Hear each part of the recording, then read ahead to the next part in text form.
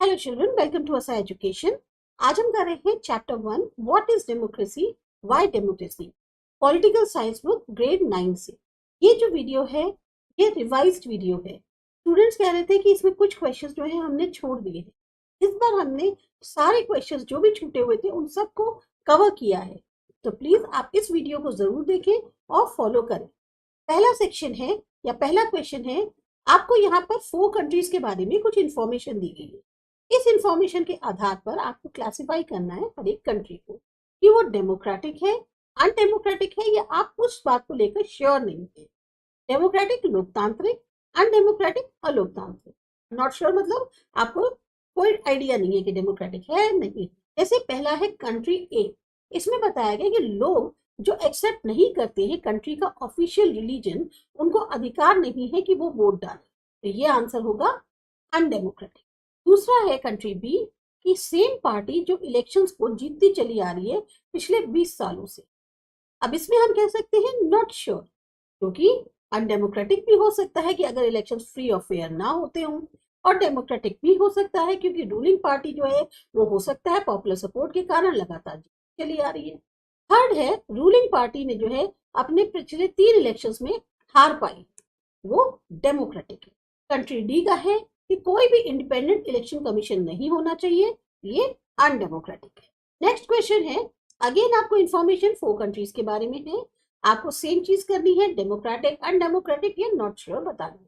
जैसे पहला है कि पार्लियामेंट जो है वो कोई भी लॉ नहीं पास कर सकता आर्मी के बारे में जब तक वो चीफ ऑफ आर्मी से सहमति नहीं लेता, अनडेमोक्रेटिक। पार्लियामेंट पास नहीं लॉ, कोई भी ऐसी लॉ कर सकता है जिसमें वो जुडिशरी की पावर्स को रिड्यूस करे, इसके लिए आप नॉट श्योर कह सकते हैं, क्योंकि ये डेमोक्रेटिक भी हो सकता है अगर बाई चांस जुडिशरी जो है उसको इंडिपेंडेंस दी गई है कॉन्स्टिट्यूशन के द्वारा, और अनडेमोक्रेटिक भी हो सकता है कि अगर जुडिशरी रूलिंग पार्टी के कंट्रोल में है।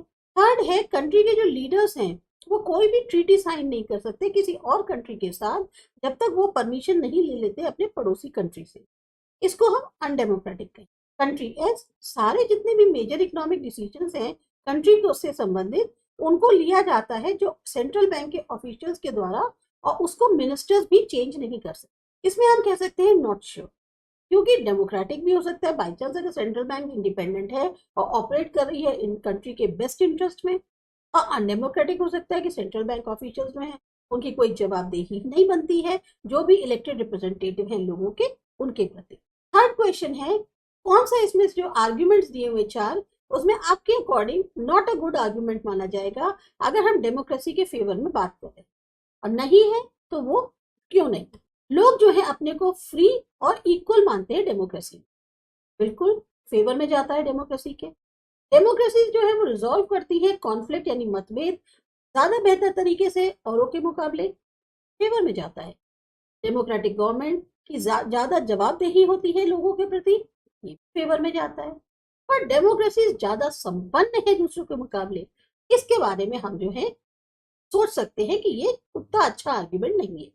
अब वजह क्या है, जैसे डेमोक्रेसी जो है वो ज्यादा संपन्न है दूसरों के मुकाबले, हम इसको एक अच्छा आर्ग्यूमेंट नहीं मानते। वजह ये है कि जरूरी नहीं है कि ये बात सच हो कि जो डेमोक्रेसी है वो हमेशा ज्यादा संपन्न होती है और फॉर्म्स ऑफ गवर्नमेंट के मुकाबले। अब जहां डेमोक्रेसी एक ऐसा एनवायरनमेंट क्रिएट करती है जो कि ज्यादा पॉसिबिलिटीज बनाता है इकोनॉमिक ग्रोथ की, कंड्यूसिव मतलब होता है पॉसिबल करना इकोनॉमिक ग्रोथ और डेवलपमेंट के लिए, वहीं उसके अलावा बहुत सारे ऐसे फैक्टर्स हैं जो इंपॉर्टेंट रोल प्ले करते हैं कंट्री की संपन्नता को डिटरमिन करने में, जैसे नेचुरल रिसोर्सेज कैसे हैं, लेवल ऑफ एजुकेशन क्या है, इकोनॉमिक पॉलिसीज कैसी हैं। तो हम कह सकते हैं कि ये आर्ग्यूमेंट जो है उतना रिलायबल इंडिकेटर नहीं कह सकते जो भी इफेक्टिवनेस है डेमोक्रेटिक। और जो आर्ग्यूमेंट्स दिए हुए हैं जैसे ए बी और सी, ये सारे के सारे अच्छे आर्ग्यूमेंट्स हैं इन फेवर ऑफ डेमोक्रेसी, क्योंकि ये पॉजिटिव फीचर्स बता रहे हैं डेमोक्रेटिक सिस्टम में। आता है आपका इक्वालिटी, कॉन्फ्लिक्ट रेजोल्यूशन और accountability to the people. Fourth question है कि हर स्टेटमेंट में एक डेमोक्रेटिक और अनडेमोक्रेटिक एलिमेंट बताया गया है, आपको जो है उन दोनों को सेपरेटली लिखना है हर स्टेटमेंट। जैसे यहाँ दिया है पहला, एक मिनिस्टर कहते हैं कि कुछ लॉज जो हैं वो पार्लियामेंट द्वारा पास करी जानी चाहिए ताकि हम जो है एक स्टैंडर्ड्स जो हैं मीट कर सके उन रेगुलेशंस के जो कि डिसाइडेड किए गए हैं वर्ल्ड ट्रेड ऑर्गेनाइजेशन के द्वारा। तो इसमें डेमोक्रेटिक एलिमेंट ये है कि लॉज जो है वो पार्लियामेंट द्वारा पास करी जाती है, पर अनडेमोक्रेटिक एलिमेंट ये है कि रेगुलेशंस जो कि वर्ल्ड ट्रेड ऑर्गेनाइजेशन द्वारा डिसाइड किए गए हो सकता है वो हमारे जो पार्लियामेंट के डिसीजन है उनको ओवरराइड कर रहे हो, तो ये अनडेमोक्रेटिक। दूसरा है इलेक्शन कमीशन जो है वो ऑर्डर कर सकता है रीपोलिंग कॉन्स्टिट्यूएंसी के अंदर जब बहुत ज्यादा लार्ज स्केल पर रिगिंग यानी हेराफेरी जो है वो रिपोर्ट करी गई है। डेमोक्रेटिक एलिमेंट ये है कि इलेक्शन कमीशन जो है वो स्टेप्स उठा सकता है ताकि वो फ्री और फेयर इलेक्शंस कराए। और अनडेमोक्रेटिक एलिमेंट ये है कि जो लार्ज स्केल पर रिगिंग हुई है वो सबसे पहले कॉन्स्टिट्यूएंसी में एक तरह से उसकी ही रिपोर्ट हुई है। थर्ड है विमेन्स का जो रिप्रेजेंटेशन है पार्लियामेंट में वो सिर्फ 10% तक पहुंचा है। इससे क्या है जो वुमेन्स ऑर्गेनाइजेशन है अब वो डिमांड कर रही है कि 1/3 सीट्स होनी चाहिए विमेन की। डेमोक्रेटिक एलिमेंट है कि वुमेन का एटलीस्ट रिप्रेजेंटेशन है पार्लियामेंट के अंदर। और अनडेमोक्रेटिक एलिमेंट ये है कि विमेन जो है उनको एडिकेटली यानी पर्याप्त रूप से रिप्रेजेंट नहीं किया गया है। तो एक बहुत ही पॉजिटिव स्ट्रॉन्ग एक्शन की जरूरत है ताकि उनका जो रिप्रेजेंटेशन है उसे बढ़ाया जा सके।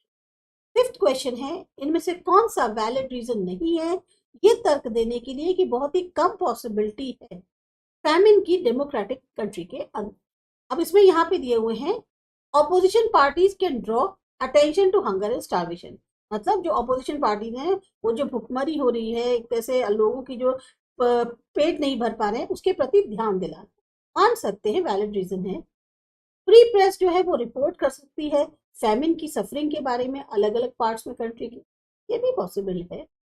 गवर्नमेंट को डर लगता है कि उसकी हार हो सकती है अगले इलेक्शंस में, ये भी पॉसिबिलिटी वैलिड रीजन मान सकते हैं। लेकिन लोग जो है वो फ्री हैं कि वो बिलीव करें और प्रैक्टिस करें किसी भी रिलीजन को, ये कौन सा वैलिड रीजन। तो जो हमारा ऑप्शन डी है कि लोग फ्री है बिलीव करने के लिए प्रैक्टिस करने के लिए रिलीजन को, ये वैलिड रीजन नहीं माना जाएगा आर्ग्यू करने के लिए कि बहुत ही कम पॉसिबिलिटी है फैमिन की डेमोक्रेटिक कंट्री के अंदर। अब कारण क्या है, क्योंकि जो रिलीजियस फ्रीडम है उसका कहीं कोई डायरेक्ट संबंध नहीं है कि जो सूखा पड़ता है उसके होने में या उसके रोकने में। जो और ऑप्शंस है ए बी और सी ये सारे वैलिड रीजंस हैं क्योंकि बहुत ही कम पॉसिबिलिटी है फैमिन की डेमोक्रेटिक कंट्री के अंदर। ऑपोजिशन पार्टी ध्यान दिला सकती हैं कि हंगर और स्टारवेशन के लिए, और इसके लिए वो रूलिंग पार्टी को जो है उस एक तरह से बोल सकती हैं कि भाई इस इशू पर तुम जो है एड्रेस करने में फेल हो गए। फ्री प्रेस वो रिपोर्ट कर सकता है फैमिन के ऊपर और गवर्नमेंट के ऊपर प्रेशर डाल सकता है कि आप एक्शन लीजिए। और गवर्नमेंट को ये भी डर होगा कि भाई जिस तरह के हालात हैं हो सकता है कि वो अगर फैमिन से डील करने में फेल हो गए तो वो जो है नेक्स्ट टाइम इलेक्शंस में ना जीत पाए। सिक्स्थ क्वेश्चन है कि लगभग 40 गांव हैं डिस्ट्रिक्ट के अंदर जहां गवर्नमेंट ने कोई भी प्रावधान नहीं किया है पीने के पानी का। अब ये जो विलेजर्स हैं ये मिलते हैं और फिर बहुत सारे मेथड्स जो हैं वो सोचते हैं कि किस तरह से गवर्नमेंट को फोर्स किया जाए अपनी जरूरत को पूरा कराने के लिए। अब इनमें से इन जो ये सोच रहे मेथड उनमें से आपके अकॉर्डिंग कौन सा डेमोक्रेटिक मेथड नहीं। कोर्ट केस फाइल करना, क्लेम करना कि वाटर जो है उनकी राइट टू लाइफ का एक हिस्सा है, कर सकते हैं। बॉयकॉट करना नेक्स्ट इलेक्शंस में ताकि मैसेज जा सके सारी पार्टीज को, सकते हैं। ऑर्गेनाइज करना पब्लिक मीटिंग्स को गवर्नमेंट पॉलिसीज के अगेंस्ट, ये भी कर सकते हैं। और गवर्नमेंट को पैसे देना या गवर्नमेंट ऑफिशियल्स को कि वो पानी दे, ये जो चीज है ये थोड़ी सी गलत हो सकती है। तो ऑप्शन डी की पेइंग करना मनी गवर्नमेंट ऑफिशियल्स को ताकि पानी मिल सके, ये डेमोक्रेटिक मेथड नहीं माना जाए क्योंकि इसमें करप्शन और ब्राइबरी इन्वॉल्व है। करप्शन यानी कि भ्रष्टाचार और ब्राइबरी आप घूस दे रहे हैं जो कि पूरी तरह से इलीगल है और जो हमारे प्रिंसिपल्स है डेमोक्रेसी के उनको एक तरह से डाउन करती है। जो और दूसरे ऑप्शंस दिए हैं ए बी सी, ये सारे के सारे डेमोक्रेटिक मेथड्स हैं क्योंकि ये इन्वॉल्व करते हैं एक्सरसाइज सिविल और पॉलिटिकल राइट्स की, कि हम जो है अपने जो वाकई में जेन्युइन हमारी परेशानियां हैं उसको हम एड्रेस कराना चाहते हैं गवर्नमेंट को। अगर हम कोर्ट में केस फाइल करते हैं तो वो लीगल है, कॉन्स्टिट्यूशनल मेथड है कि हम अपनी उन परेशानियों से गवर्नमेंट का ध्यान आकर्षित करके हम चाहते हैं कि उससे हमें छुटकारा मिले। इलेक्शंस को बॉयकॉट करना ये भी एक तरह का पीसफुल प्रोटेस्ट है और ये पूरी तरह से प्रोटेक्टेड है under right to freedom of expression. अगर हम पब्लिक मीटिंग्स ऑर्गेनाइज करते हैं अपने असंतोष को जताने के लिए, ये भी लेजिटिमेट है और एक तरह से डेमोक्रेटिक पार्टिसिपेशन का फॉर्म माना जाता है, जो कि अंदर प्रोटेक्टेड किसके आता है, right to assembly and association.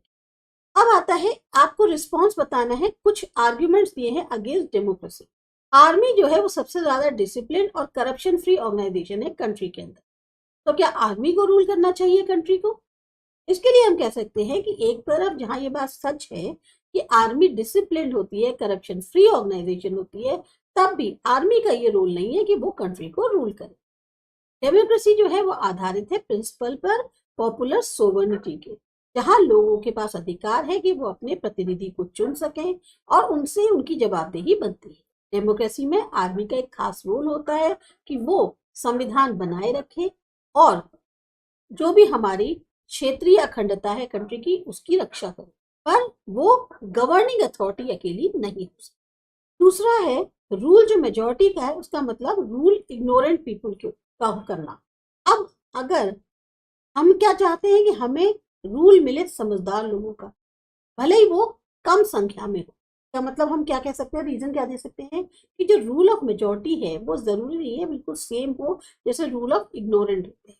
Democracy हमेशा अलाउ करती है एक्सप्रेशन अलग अलग व्यूज का, ओपिनियंस का और एक प्रोसेस डायलॉग का, डिबेट का, जो कि बहुत ही अहम हिस्सा माना गया है डेमोक्रेटिक डिसीजन मेकिंग में। अब ये जो विचार है कि एक स्मॉल ग्रुप जो वाइज लोगों का है वो कंट्री को गवर्न कर सकते हैं बेटर उनसे जो मेजोरिटी एलिट लोगों की है या अनडेमोक्रेटिक है। डेमोक्रेसी के अंदर हर नागरिक को अधिकार है कि वो डिसीजन मेकिंग प्रोसेस में हिस्सा ले और जो भी मौका है पॉलिसी को प्रभावित करने का या उसके जो नतीजे आते हैं उनको प्रभावित करने का उसको मौका दिया जाए, तो उसको अधिकार है कि वो ये काम कर सकता है। थर्ड है कि अगर हम चाहते हैं रिलीजियस लीडर्स हमें गाइड करें स्पिरिचुअल मैटर्स में, तो हम उन्हें क्यों नहीं इनवाइट करते कि वो हमें पॉलिटिक्स में भी गाइड करें। कंट्री जो है उसको रूल करना चाहिए रिलीजियस लीडर्स के द्वारा। जो रोल है रिलीजियस लीडर्स का वो है स्पिरिचुअल गाइडेंस प्रोवाइड करना अपने फॉलोअर्स को, ना कि कंट्री को गवर्न करना।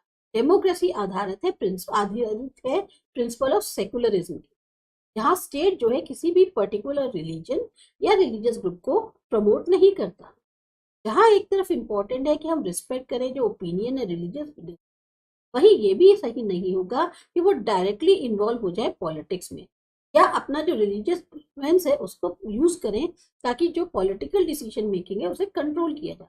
डेमोक्रेसी में डिसीजंस हमेशा बेस्ड होते हैं रीजन पे, एविडेंस पे और इंटरेस्ट पे सिटीजन्स के, ना कि जो रिलीजियस बिलीव्स या डॉगमा है उनके ऊपर। फिर है एट्थ क्वेश्चन कि क्या ये जो फॉलोइंग स्टेटमेंट्स हैं इसमें डेमोक्रेसी जो है एज अ वैल्यू सोच के तब बोले गए हैं और क्यों। जैसे फादर जो है डॉटर से कहते हैं कि मैं तुम्हारी कोई भी राय नहीं सुनना चाहता मैरिज को लेकर, हमारी फैमिली में बच्चों की शादी वही होती है जहां पेरेंट्स उनको करने को कहते हैं। तो इसका आंसर कह सकते हैं कि ये स्टेटमेंट जो है democracy as a value keep करके नहीं बताया गया। डेमोक्रेसी जोर देती है इंपॉर्टेंस इसको इंडिविजुअल के फ्रीडम्स को, उसके राइट्स को। इसमें राइट टू एक्सप्रेस ओपिनियन भी आता है, अपने लिए चॉइस करना भी आता है। डेमोक्रेटिक सोसाइटी में इंडिविजुअल्स के पास अधिकार है कि वो अपनी खुद की जिंदगी से संबंधित चॉइसेस कर सकें, चाहे वो डिसीजन हो मैरिज को लेकर, बिना किसी फोर्स के, दबाव के कि दूसरों की विश को उन्हें फॉलो करना है। फिर है नेक्स्ट, टीचर स्टूडेंट से कह रही है कि आप जो हैं हमारे कंसंट्रेशन को डिस्टर्ब मत करिए, बार बार क्लासरूम में क्वेश्चंस पूछिए। अब ये स्टेटमेंट भी जो है डेमोक्रेसी एज अ वैल्यू ध्यान में रख के नहीं किया जा रहा। डेमोक्रेसी जो है जोर देती है इंपॉर्टेंस पे कि पार्टिसिपेट किया जाए, डायलॉग जो है डिसीजन मेकिंग में उनका हो। तो ऐसे में क्या होता है, जैसे चाहे क्लासरूम है, टीचर्स के पास रिस्पॉन्सिबिलिटी है कि वो जो है एनकरेज करें, फैसिलिटेट करें पार्टिसिपेशन जो स्टूडेंट्स का है लर्निंग प्रोसेस में, और एक सेफ और रिस्पेक्टफुल एनवायरनमेंट जो है वो देने की कोशिश करें जिसमें बच्चे जो है अपनी डाइवर्स ओपिनियंस को एक्सप्रेस कर सके। थर्ड है एम्प्लॉय का ऑफिसर के लिए कि हमारी जो वर्किंग आवर्स हैं वो रिड्यूस होने चाहिए अकॉर्डिंग टू द लॉ। ये स्टेटमेंट जो है बिल्कुल सही है, डेमोक्रेसी एज अ वैल्यू को ध्यान में रख के बताया गया। डेमोक्रेसी जोर देती है इंपॉर्टेंस पर रूल ऑफ लॉ के और प्रोटेक्शन इंडिविजुअल राइट्स का और उनके इंटरेस्ट का। डेमोक्रेटिक सोसाइटी के अंदर वर्कर्स के पास अधिकार है कि वो फेयर डिमांड कर सके, फेयर और रीजनेबल वर्क कंडीशंस। एम्प्लॉयर्स की रिस्पॉन्सिबिलिटी है कि वो जो है कंप्लाई करें लॉ के साथ और रिस्पेक्ट करें जो भी राइट्स हैं उनके एम्प्लॉयज की उनके लिए। अब है 9th question, consider the following facts about a country, और फिर बताइए कि क्या उसको हम डेमोक्रेसी कहेंगे। आपको जो है रीजंस देने हैं अपने इस डिसीजन के। जितने भी सिटीजन है कंट्री के, उनके पास अधिकार होना चाहिए राइट टू वोट का। इलेक्शंस जो है वो रेगुलरली कराए जाए। इस फैक्ट के आधार पर कहा जाए तो ये दिखता है कि कंट्री जो है वो रेगुलर इलेक्शंस करा रही है, अपने सिटीजन्स को अलाउ कर रही है कि वो वोट डाल सके, जो कि मेन कैरेक्टरिस्टिक्स है डेमोक्रेसी। तो ये फैक्ट बताता है कि ये कंट्री जो है एक डेमोक्रेसी है। दूसरा है कि कंट्री जो है वो लोन लेती है इंटरनेशनल एजेंसी से। अब एक जो कंडीशन है लोन देने की वो ये है कि गवर्नमेंट जो है अपने एक्सपेंसेस को रिड्यूस करे एजुकेशन और हेल्थ पर। ये जो फैक्ट है इसमें ये बताया जा रहा है कि कंट्री जो है प्रायोरिटाइज कर रही है, मतलब प्रायोरिटी पर रख रही है लोन रीपेमेंट को। उसके जो इन्वेस्टमेंट है सोशल सर्विसेज में जैसे एजुकेशन और हेल्थ के, उसके ऊपर इसको लोन रिपेमेंट को प्रायोरिटाइज कर रही है, तो जो कि कहीं नहीं इन्वॉल्व करता है वायलेशन डेमोक्रेटिक प्रिंसिपल्स का। हाँ, ये बात इंपॉर्टेंट है कंसिडर करने की कि क्या ये जो गवर्नमेंट का डिसीजन है ये डेमोक्रेटिक प्रोसेस के थ्रू लिया गया था या लोगों का इसमें कहीं कोई से है बोलने का, तो उनकी कोई राय ली गई है या नहीं। तीसरा है, लोग जो है बहुत सारी भाषाएं बोलते हैं, 7 लैंग्वेजेस से ज्यादा, लेकिन एजुकेशन जो है वो सिर्फ एक ही लैंग्वेज में अवेलेबल है। जो लैंग्वेज बोली जाती है 52% लोगों के द्वारा कंट्री के अंदर, यानी वो लैंग्वेज जो 52% लोग बोलते हैं कंट्री के अंदर, लेकिन ज्यादातर जो है 7 लैंग्वेजेस से ज्यादा लोग जो है बोलते हैं। अब ये फैक्ट क्या सजेस्ट करता है कि गवर्नमेंट जो है वो रिस्पेक्ट नहीं कर रही लिंग्विस्टिक और कल्चरल डाइवर्सिटी, जो कि एक बहुत ही इंपॉर्टेंट एस्पेक्ट डेमोक्रेसी का। डेमोक्रेटिक सोसाइटी में हर नागरिक की पहुंच होनी चाहिए एजुकेशन तक और बाकी पब्लिक सर्विसेज तक अपनी खुद की भाषा में। कई सारी ऑर्गेनाइजेशन है उन्होंने कॉल किया है पीसफुल डेमोन्स्ट्रेशंस का, नेशन वाइड स्ट्राइक का कंट्री के अंदर, ताकि इन पॉलिसीज को अपोज कर सके और गवर्नमेंट ने उन लीडर्स को अरेस्ट किया। तो फैक्ट जो है वो ये बताया कि गवर्नमेंट जो है वो रिस्पेक्ट नहीं कर रही है right to freedom of expression और पीसफुल असेंबली, जो कि फंडामेंटल डेमोक्रेटिक राइट्स है। डेमोक्रेसी के अंदर लोगों के पास अधिकार है कि वो अपने ओपिनियंस को एक्सप्रेस कर सके, प्रोटेस्ट कर सके पीसफुली, बिना उनको कि डर के कि उनको जो है एक तरह से रोक दिया जाए। गवर्नमेंट जो है उसका अपना रेडियो टेलीविजन है कंट्री के अंदर। सारे न्यूज़पेपर्स को पहले परमिशन लेगी गवर्नमेंट से कि वो कौन सी न्यूज़ को पब्लिश करे जो जो गवर्नमेंट की पॉलिसीज है या उनके प्रोटेस्ट है उनके बारे में। ये फैक्ट सजेस्ट करता है गवर्नमेंट जो है रिस्ट्रिक्ट कर रही है फ्रीडम ऑफ प्रेस को और लिमिट कर रही है जो पब्लिक की पहुंच है इंफॉर्मेशन। अगेन ये बहुत इंपॉर्टेंट एस्पेक्ट्स है डेमोक्रेसी। डेमोक्रेटिक सोसाइटी के अंदर मीडिया पूरी तरह से फ्री होनी चाहिए, वो रिपोर्ट कर सके गवर्नमेंट पॉलिसीज और प्रोटेस्ट पर बिना उसको किसी के डर के कि सेंसरशिप हो जाएगी या रिटेलिएट बदला लिया जाए। तो जहां कुछ फैक्ट्स जो है सजेस्ट करते हैं कंट्री जो है वो अपहोल्ड कर रही है डेमोक्रेटिक प्रिंसिपल्स, वहीं कुछ फैक्टर्स सजेस्ट करते हैं कि ये वो एरिया है जहाँ डेमोक्रेटिक राइट्स और फ्रीडम्स को रिस्ट्रिक्ट किया जा रहा है।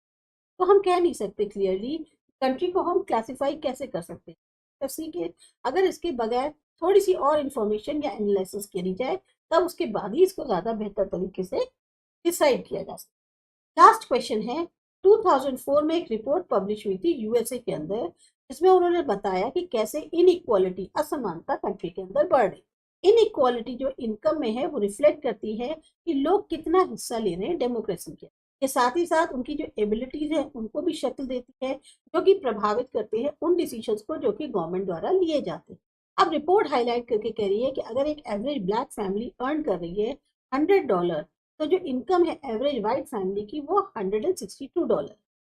एक वाइट फैमिली जो है वो 12 टाइम्स ज्यादा वेल्थ रखती है बजाय एक एवरेज ब्लैक फैमिली। अब यहाँ दिया गया है एक प्रेसिडेंट इलेक्शन में लगभग 10 में से 9 इंडिविजुअल्स एक फैमिली के अंदर थे जिनकी इनकम $75,000 से ऊपर थी, उन्होंने वोट किया। ये लोग जो है टॉप 20% आते हैं पॉपुलेशन में उनकी इनकम के टर्म्स में अगर बात करें। वहीं दूसरी तरफ 10 फैमिली मेंबर से सिर्फ 5 लोगों ने वोट किया जिनकी इनकम $15,000 से भी कम थी। ये वो बॉटम 20% पॉपुलेशन है इनकी इनकम के अकॉर्डिंग। इसी तरह से 95% कॉन्ट्रीब्यूशन जो पॉलिटिकल पार्टीज का है वो रिच से आता है। इससे अपॉर्चुनिटी उनको मिलती है ज़्यादा कि वो अपनी ओपिनियंस और कंसर्न्स बता सके, जो कि ज़्यादातर सिटीजन्स को अवेलेबल नहीं है। जो पुअर सेक्शन है वो पार्टिसिपेट कम करते हैं पॉलिटिक्स में, और गवर्नमेंट उनकी कंसर्न्स पर ज़्यादा ध्यान भी नहीं देती। तो जैसे बाहर पॉवर्टी से आना, जॉब मिलना, एजुकेशन, हेल्थ केयर और हाउसिंग, उन सब के पॉलिटिशियन ज़्यादातर किसके हैं, जो कंसर्न है बिजनेस पर्सन के या रिच के। तो अब आपको एक ऐसे लिखना है डेमोक्रेसी और पॉवर्टी पे, जिसमें आपको ये जो इन्फॉर्मेशन इस रिपोर्ट में दी हुई है उसके बारे को इस्तेमाल करना है, और एग्जाम्पल्स आपको इंडिया से लेने हैं।